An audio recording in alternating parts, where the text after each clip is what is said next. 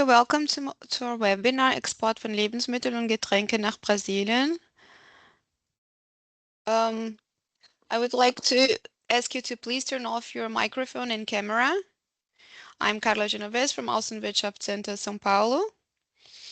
If you have any problems, if you're not hearing us correctly, or if there's anything, you can write on a chat to Marianne, she will help you.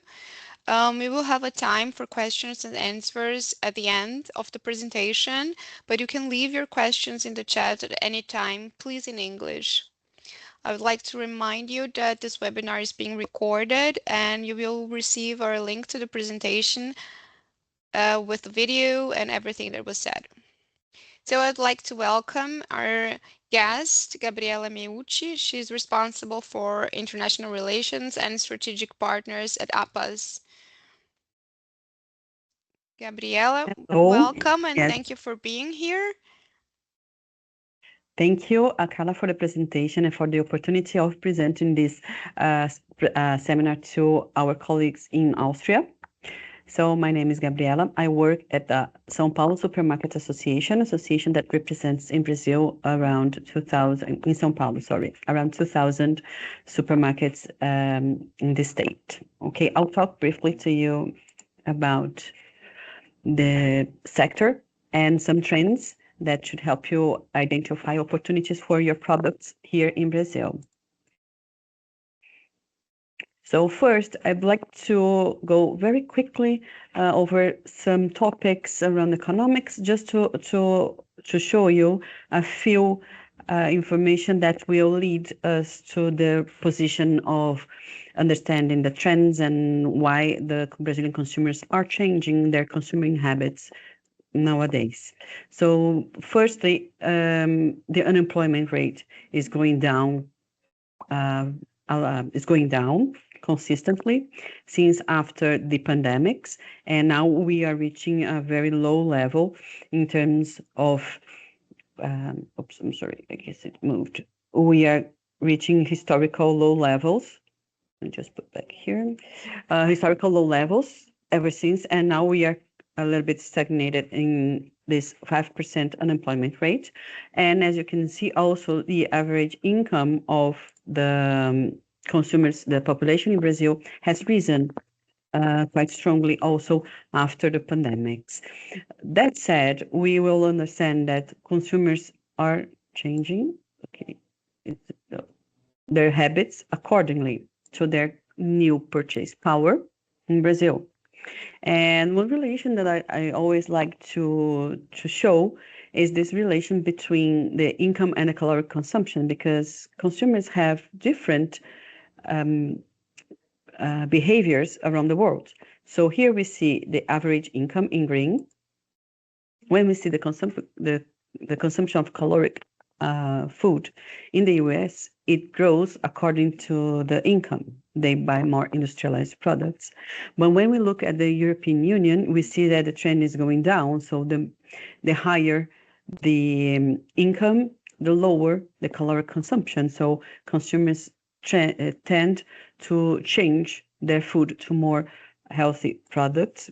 And Brazil stays in between, but it's still stable at some level. Oops, I guess it's moving, it's changing.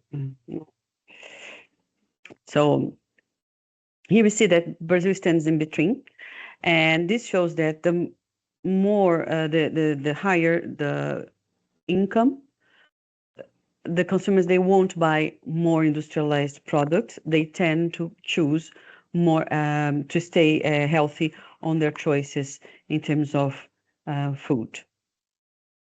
Then, so here at APAS, we have a research department, economics and research department, and we have researched the consumer habits in the last 12 months. 71% of these consumers, they claimed to have changed their consuming habits, looking for at 60%, almost 60% healthier products. Also, they are looking for more sustainable products. And then important to say that there is a lot of other indicators such as cheaper and easier to prepare. This comes also together with the use of the air fryer.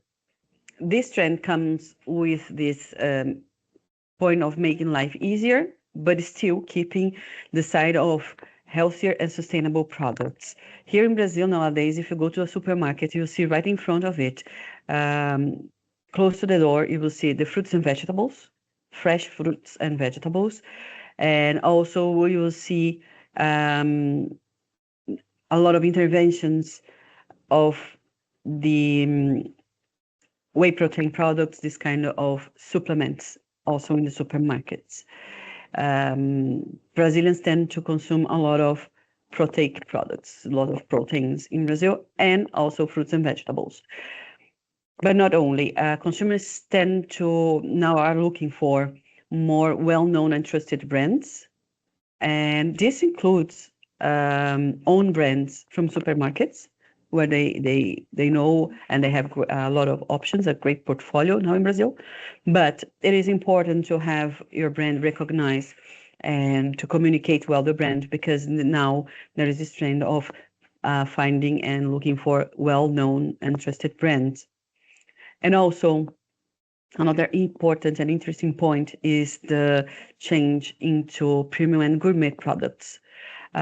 This, as we will see in the next slides, talks to the imported line of products. Brazilians, they tend to think about imported products as gourmet and premium products. So it goes along with imported products as well. So it's for us, it's a bit surprising, but also very positive that over 70% of the consumers have changed their consumer habits in the last 12 months. So the perception of imported products, high quality, better taste, and exclusivity. So Brazilians, when they look at an imported product, they do not tend to think about it in terms of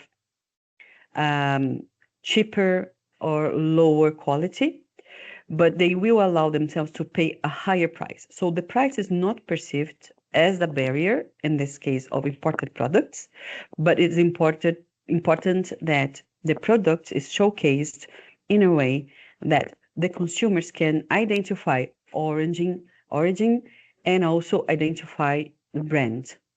This will create this value. So especially now in terms of cheese, chocolates, biscuits, you see that imported products on the shelves, they can put a price a lot higher than other local products. Let me move the next slide.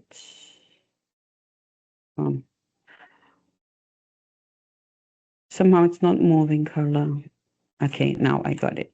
I think, yes, showed up. So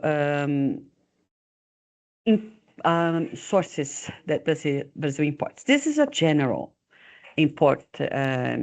general list of products. It's not exclusive of food, but you see that Europe stands very high as the second one. Of course, China and other countries in Asia.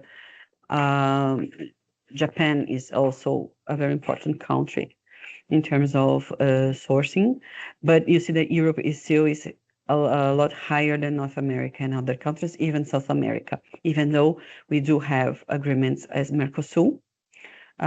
Europe is by far one of the largest sources of products. I would say that in terms of food, there is some categories of products such as cheese, wine, that Europe leads very well, not only in terms of price and volume. I think that, of course, Chile is the largest exporter to Brazil in terms of wine.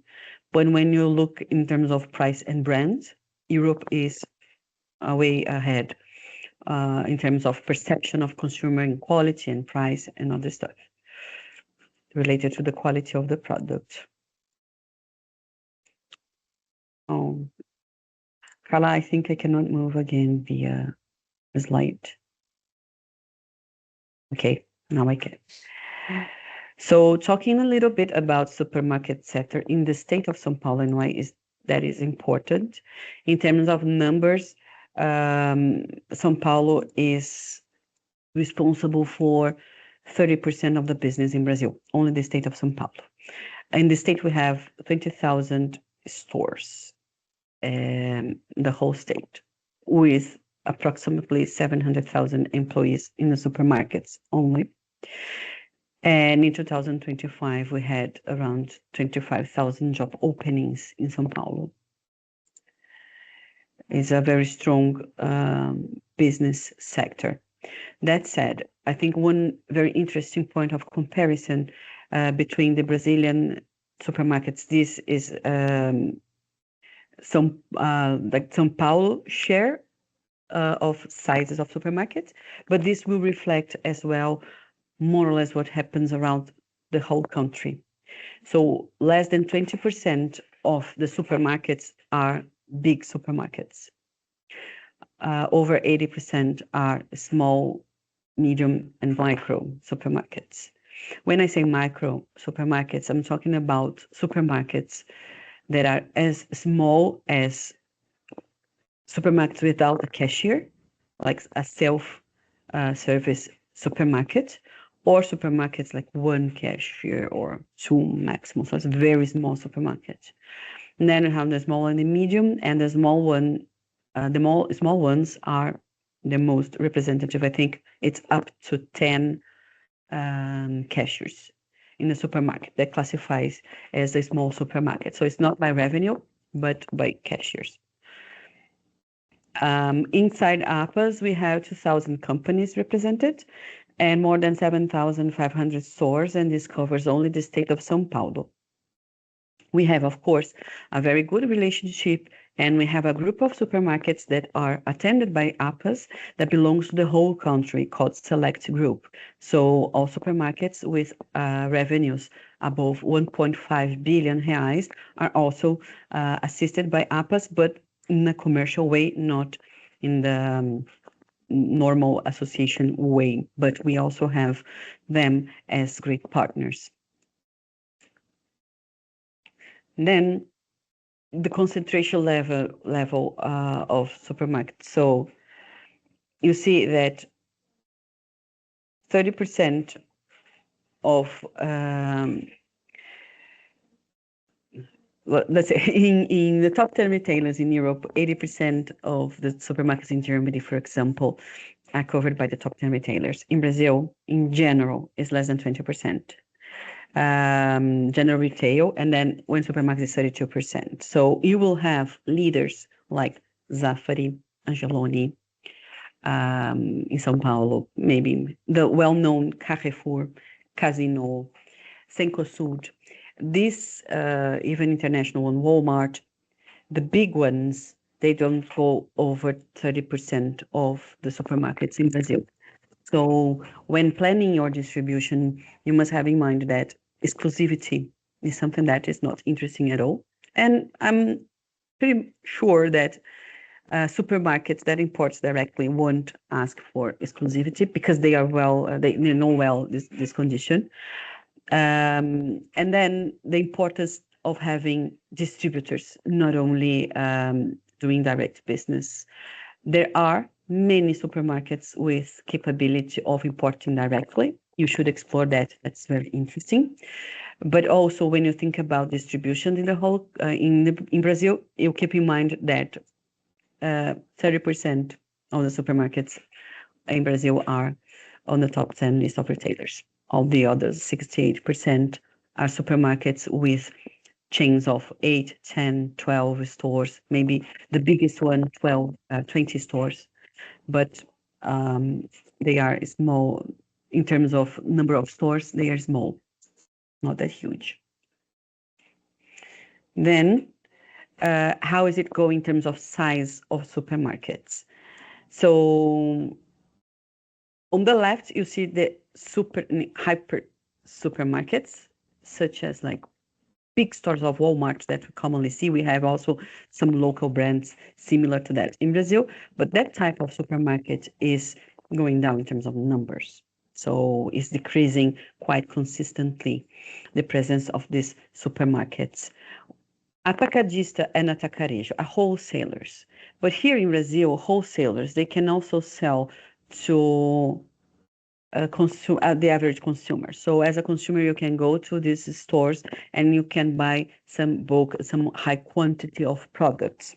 So many people, especially when they have a bigger family, meaning that bigger families now in Brazil is like 2 or 3 kids, not anymore the big families we see in the past. But when we have a big family, they tend to do the shopping there, buying some big quantities of commodity products. And then they will also buy in the small supermarkets from some groceries, some fresh food. They will choose both. But you see that increase is in the direction of hortifruti. Hortifruti in Brazil is a type of supermarket that sells mainly fresh fruit, fresh food. So they will have fresh vegetables, fruits, meat, and of course they will have some bottled drinks and some snacks, but this is secondary to the supermarket. It's just that once you're there buying fresh fruits, if you want to take some drinks or you have missed salt or sugar, you will find there as well. But this you see that this is also increasing a lot. And then medium supermarkets are growing by 30%. And other types of establishments, like distribution centers, offices, and this kind of structure. And something that is very common now in Brazil, condominium stores. In Brazil, we have this, let's say, characteristic of living. We have those condominiums that are made of 3, 4 big buildings, like 25 stores buildings with 1,000 apartments. They have like a huge sports complex inside. They have leisure, swimming pools, and this kind of thing. And inside those structures, they are now installing micro stores of supermarkets. So inside your condominium, you can just go downstairs and buy industrialized products, frozen products, the kind of thing that you missed in the supermarket, like a small bag of salt or tomato sauce or snacks, and a lot of frozen food, of course. So this is as you can see, the highest growing number in terms of supermarkets that are growing now in Brazil. This is also interesting because it shows again how important it is to have your strategy based on distributors that can go around Brazil. These condominium stores, they are all based on chains. They are not independent. They are big chains of micro supermarkets, but it's a completely different negotiation, for example. You will find, okay? And then a little bit just about APAS. This is our headquarters in São Paulo. It's known as the House of Supermarkets. Here at APAS, we receive a lot of events. Today, for example, at 5 o'clock, around 80 supermarket owners will be gathered to discuss some topics around employment and other legal tax regulation issues. So we receive a lot of them here quite frequently. As association, we are very active in getting contact and being very close to the supermarkets here.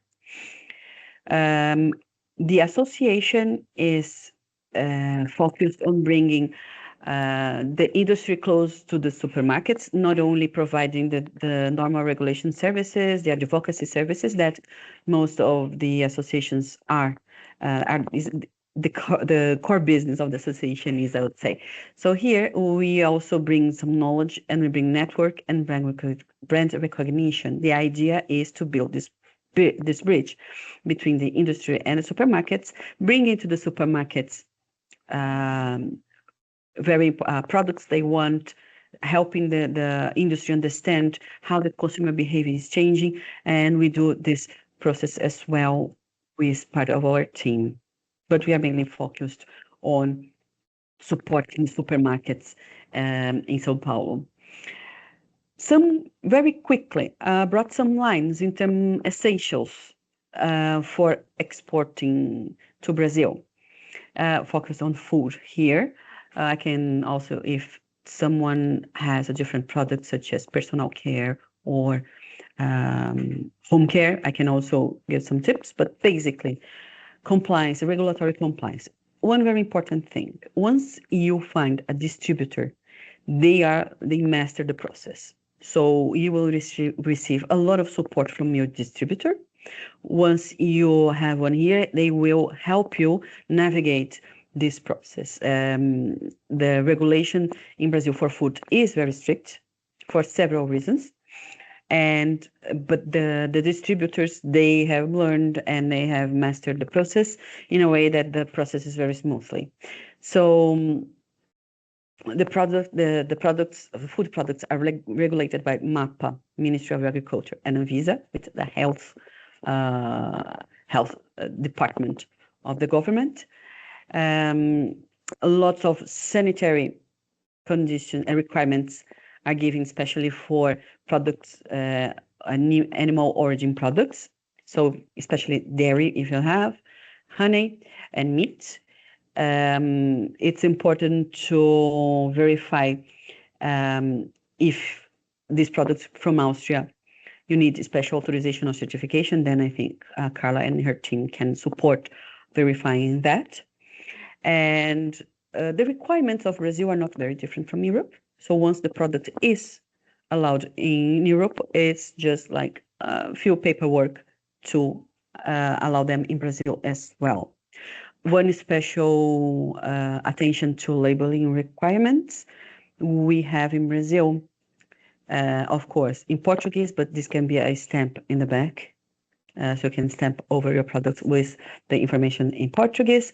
Nutritional information, we have a stronger regulation in terms of allergens. You will notice that the mention of gluten for allergic purposes, which also counts on the cross contamination. So it's a lot stricter than in Europe, but also just a kind of, it's a signal you put on the food. And then we have that precautionary mark in the front of the pack, pointing out excess of sodium and sugar. This is also different. It's similar to the Chilean type of labeling. So if you export to Chile, we have a very similar identification of components in our system in Brazil. This is the front of pack nutrition labeling mentioned here. The label interpretation, yes. And it's important that the product arrives in Brazil pre-stamped, pre-done, because otherwise you can do this locally, but there will be a cost. Okay, once the product, and if it's a frozen product, refrigerated product, you can imagine that can be quite a headache. Import product selection, that's something interesting to take into account. Like if you are exporting products that are in the cold chain, there are distributors specialized in products of the cold chain. So you can also explore that with the potential distributors you have.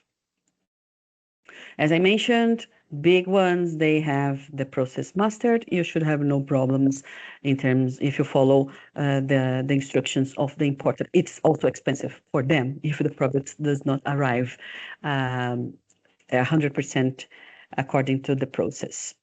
Documentation, we have a digitalized process. Even clearance can be done during the shipment. So when the product leaves the origin, the custom clearance process can already start. So you can also identify that and discuss that with your distributor, importer here in Brazil. Typical documentation, similar to everywhere else where you export. Attention to certificate of origin, sanitary certification if needed.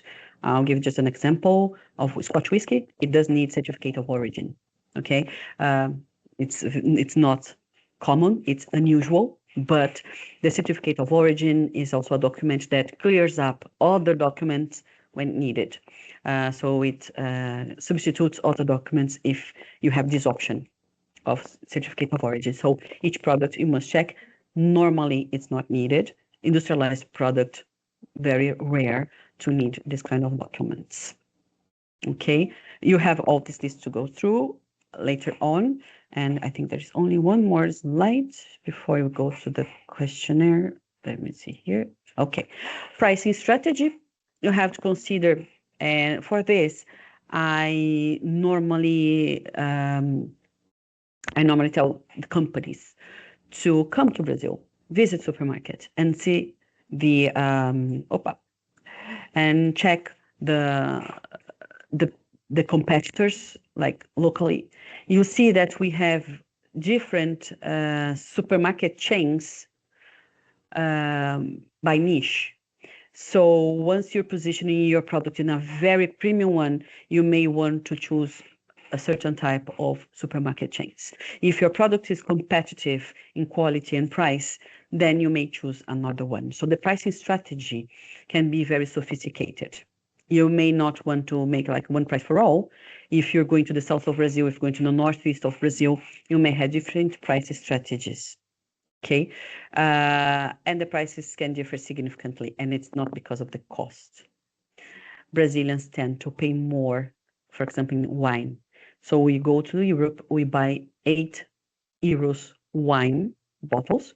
The same bottle in Brazil would cost 20 euros. And it's not because of the taxes. It's because Brazilians, they pay more for some products and they pay less for others. So natural, fresh products are cheap in Brazil. All fruits and vegetables and frozen fruits and vegetables are a lot cheaper in Brazil. Sometimes it's like 10 times cheaper. So it's important to study that once you are positioning your product here. Then some tips. So premium, healthy, sustainable, and innovative products, especially when you talk about performance products like whey protein or other type of supplements, are doing very well. Build your local presence, so trade fairs and distributor networks, distributors, and they will also support you on marketing and communication strategies on building your brand here, and also invest in long-term relationships and brand awareness. Okay, I think that's all from my side. And I think we go now for the question and answers, right, Carla? Yes, the APA show. So differently from other trade shows we have in the world, and the APAS Association, as APAS Association, I represent APAS in many of them. I'm presenting many of them. I will be at Cial this year. If any of you are at Cial, I'll be happy to meet you there as well. The APAS show, it's not a food show. It's a supermarket show. And the basics of the trade show is that we invite all the supermarket owners, buyers. So it's a trade show of supermarket buyers. That includes supermarkets from Brazil. And this year we had many supermarkets. Only from Uruguay, we had 18 supermarkets from the Supermarket Association of Uruguay visiting the trade show as buyers. From North America, we received those buyers. So the focus of the event is to showcase products that goes to supermarkets, including technology for supermarkets. So you will find there as well machinery and electronics for the supermarket stores as well, not only products to be sold in the supermarket. 6 pavilions, 78,000 single visitors, 153,000 visits generated in only 4 days.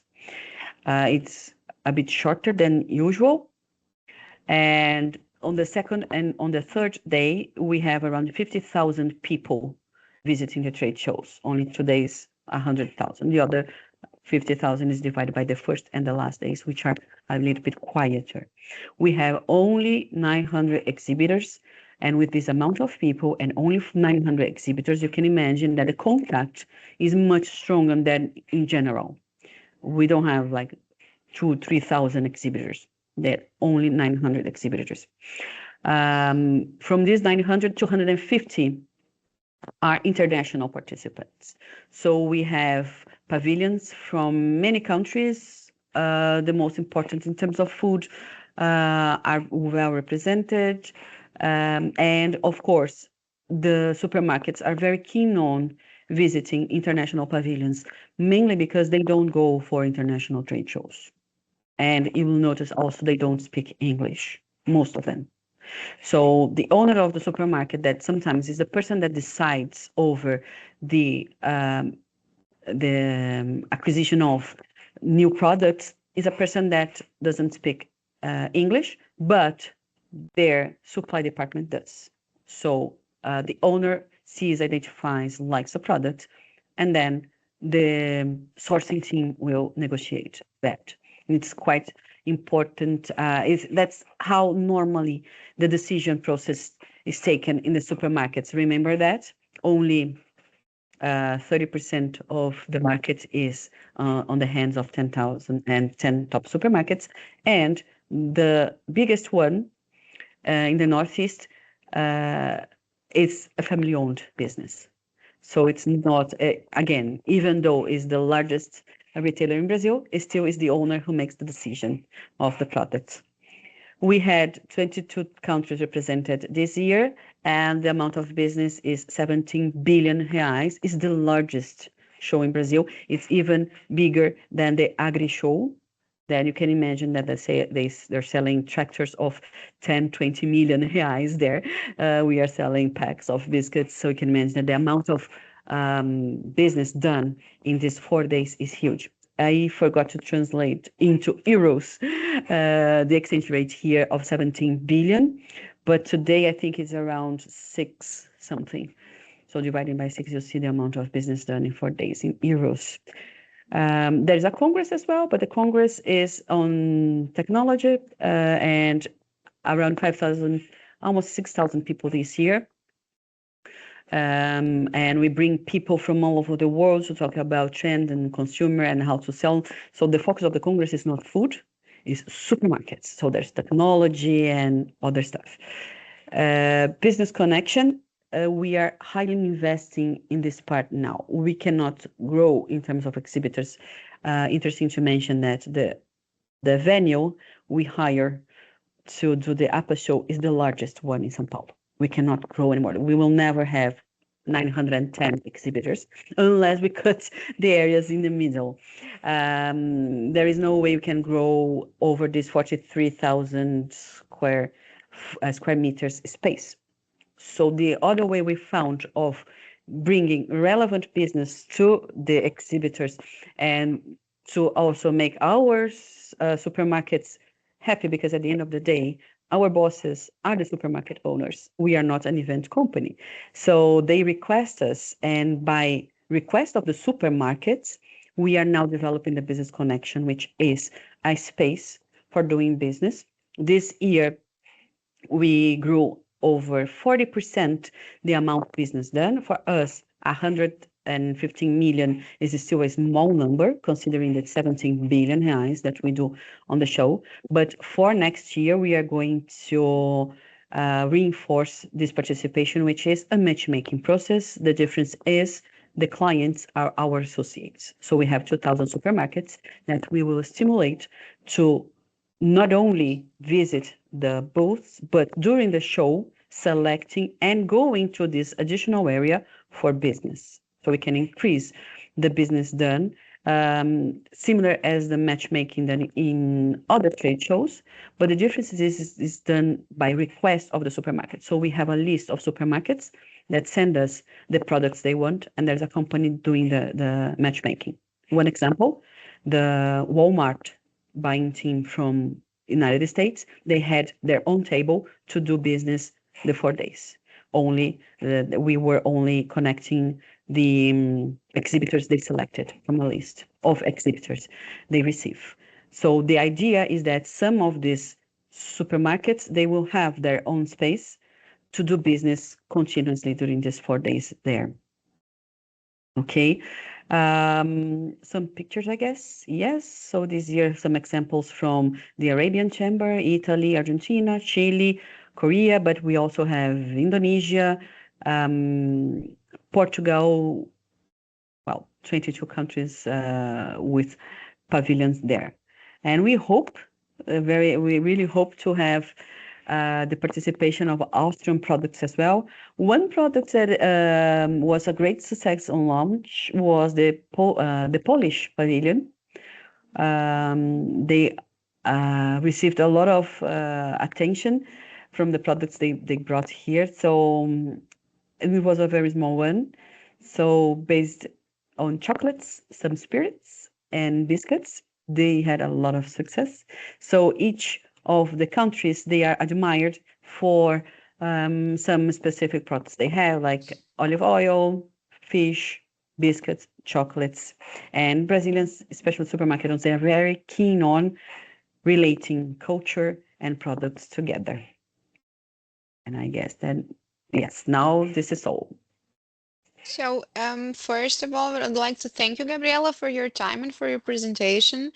I just wanted to tell our guests that we asked Gabriela because we visited this fair the last 2 years and we saw that it was really busy with meetings. And I also would like to say that all the visitors that she mentioned, around 70,000, they have to pay a ticket to get in.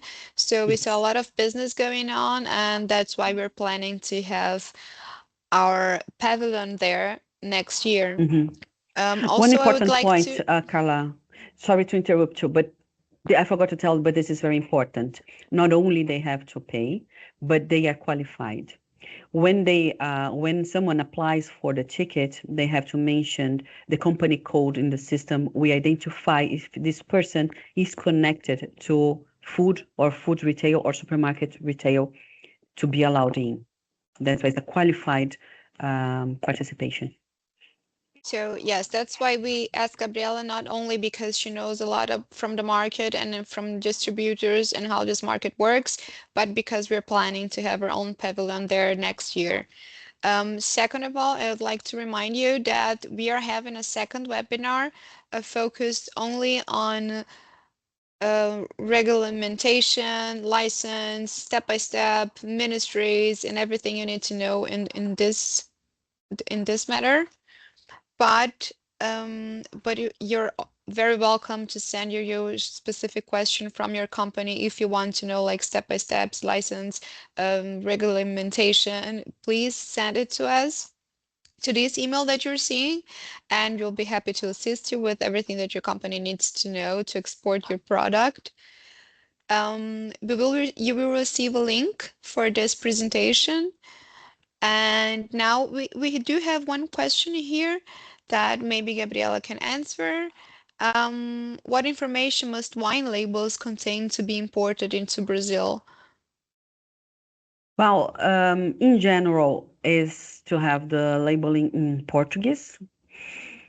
Specific from wine, I would be able to say if there is something different from the normal regulation, which is labeled in Portuguese with content.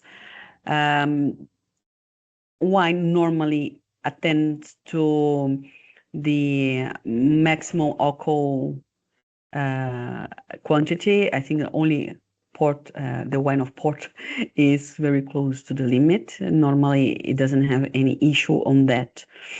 But I would stick to the information that all the information you have already in the European label must be translated. Yes, and also normally the distributors or the importers, they do this themselves. So Yes. everything must be in Portuguese, everything where it was produced, who is the importer, expiration date, and everything must be in Portuguese. But we do have this information regarding wine ready. So if you want to send me an email, I'll be happy to assist you. We do have 6 more minutes if anybody wants to ask something else. No? So please, if you have any specific questions, send it to us, and we will have another webinar soon focused on regulamentations and license and everybody. Okay, so thank you very much, Gabriela, once again, and thank you for the Thank you. participants for being here, and we'll talk to you soon. Thank you, everybody. Bye-bye.